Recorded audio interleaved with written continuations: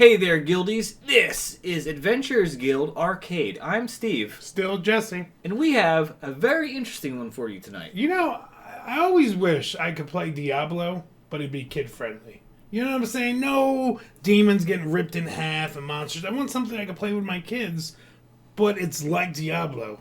So do I have the game for you.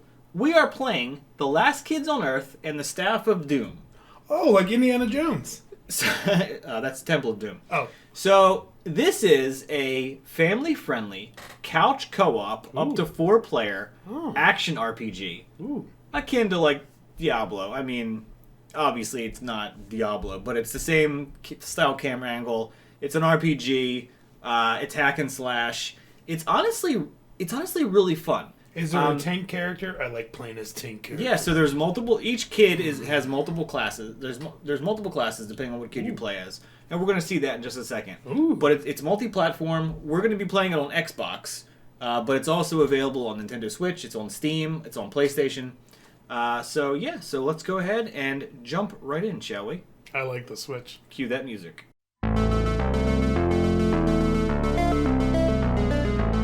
Adventurers Guild Arcade. Okay, Jess. So here we my are. doctor said not to pick at it, but I was going to do it anyway. Okay, Jess. So here we are. Oh, I'm sorry. The Last Kids on Earth and the Staff of Doom, which is based on a Netflix cartoon, which has the voice talents of Mark Hamill in it. Okay, that's Luke Skywalker. Correct. And the Netflix series is based on a book series. Oh, which is based off the movie Love and Monsters.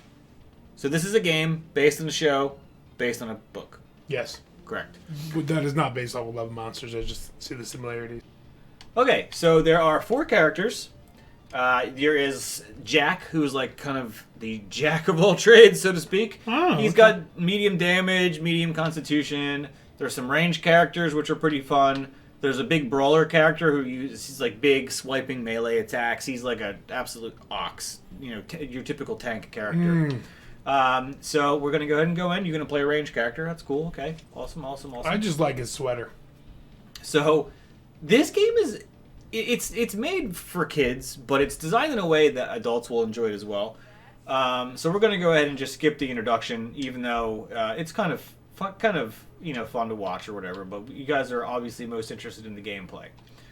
So there is a lot of story involved. So if you're into that kind of thing, and by all means, you would probably enjoy it. The voice acting is a little corny. I will admit it's kind of grating after a while.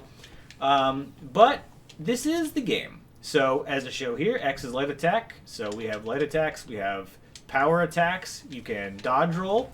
You have grenades that you can throw. For example, Jack gets a boomerang. And the character you're playing as gets some kind of walking...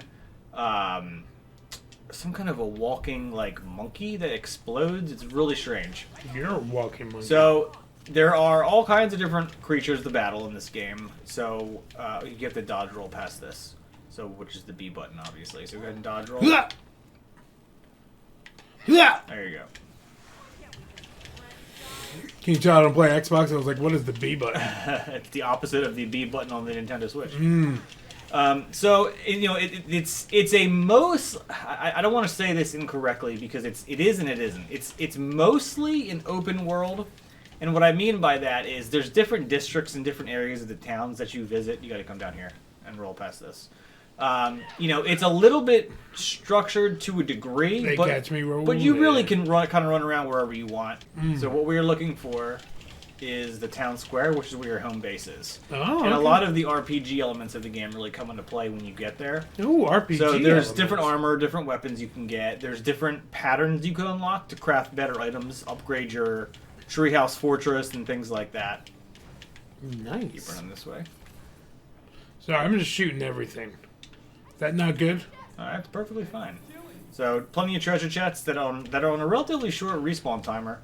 Feels like they're like 10 minutes. You can respawn chests in this game, which seems pretty quick. But it's cool to kind of go back to old areas and get new loot. It looks like you turned off the power.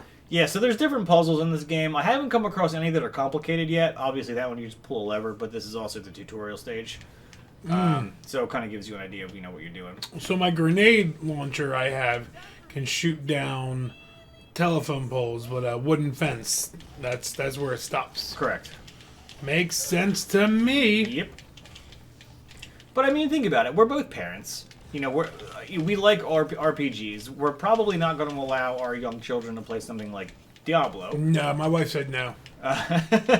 So I mean, this kind of scratches the itch, because you're in that ARPG style gameplay, but it's cutesy, it's fun. It has bright, vibrant colors. Well, like I said, the company that made this game, they made a Ben 10 game I picked up on the Switch on the sale, and I really liked it. So I think they make quality games for quality prices.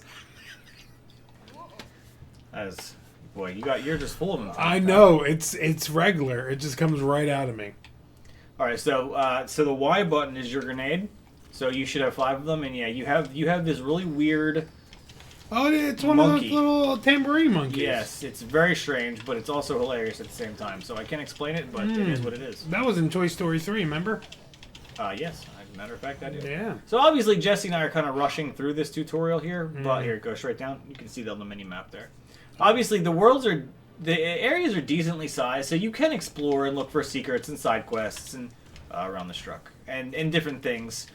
There are actually a surprising number of side quests that you can partake in, like while doing a specific main quest line. And again, it is an RPG, so there is an abundance of quests. Woof. But this kind of gives you an idea of how the regular combat works. So we're going to go ahead and, with the power of video editing, jump straight ahead to the treehouse. In 3, 2, 1. Bye. Okay, so here we are at the treehouse. This is Town Square. So this is like the Tristram, aka Diablo. This is the home base, so to speak, of the characters. Town Square, there's a bunch of different monsters that are friendly monsters that can help you with different tasks. Ah, die, beast! There's a chef, there's a guy you can buy stuff from. But the main fun here happens at the treehouse. So this is where you craft all of your blueprints and things like that. So you can upgrade your house in different ways. So you spend scrap metal, which is what we collected when we were fighting those little sprocket-looking things, is scrap metal. That's the currency in this game. Ooh. So what we are going to do is upgrade the turrets on the house. So when you upgrade turrets, you can place these in a horde combat mode. So every once in a while, you have to defend your treehouse from like an onslaught of bad guys. So we just crafted 2 different kinds of turrets that we can use. So it's almost like also a tower defense. Yeah, exactly. Correct. That's exactly correct. So as a matter of fact, there's about to be an attack right now. So we're going to go ahead and skip through the conversation because I already know what's about to happen. I just kind of warned you that there's about to be a horde attack.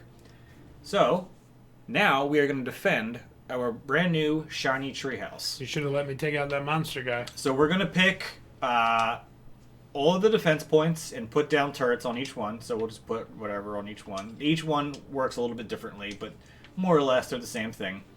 And we're going to go ahead and get started. So there's 3. So it changes the gameplay. Yes, this is legit like horde. This is like horde defense mode. And your character I see slowed down as well. You take the right side, I'll take the left side, and we'll both team up in the middle. So these don't happen super frequently, but there are quite a bit of tower defense like parts of the storyline. So it's always important whenever you get new blueprints, like especially like the turrets and things like that, to craft them because they do get more complicated as time goes on. And then you can see at the bottom of the screen the level of health of your fortress, which we're still at full health. How many zombies are in this wave?